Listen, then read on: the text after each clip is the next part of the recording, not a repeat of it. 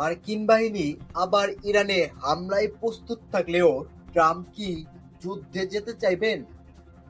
President Donald Trump গত মঙ্গলবার যে ভঙ্গুর যুদ্ধবিরতি ঘোষণা করেছেন তার কয়েক ঘন্টার মধ্যেই একটা বিষয় পরিষ্কার হয়ে গেছে। যদি আলোচনা সফল না হয় তবে নতুন করে যুদ্ধ শুরুর আশঙ্কা থাকলেও রাজনৈতিকভাবে ট্রাম্পের জন্য তা অনেক বড় বিপদের কারণ হতে পারে।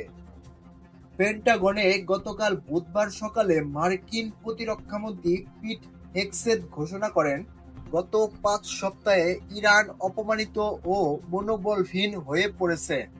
ইরানের পারমাণবিক মজুদ যুক্তরাষ্ট্র দখলে নেবে, হয় আলোচনার মাধ্যমে নয়তো শক্তি প্রয়োগ করে। অন্যদিকে অপেক্ষাকৃত নরমভাষী জয়েন্ট চিফস অব স্টাফের চেয়ারম্যান জেনারেল ড্যান কেইন সাংবাদিকদের বলেন, মধ্যপ্রাচ্যে মার্কিন বাহিনী অবস্থান করবে এবং নির্দেশ পাওয়া মাত্রই আবার অভিযান শুরু করতে পারে তারা।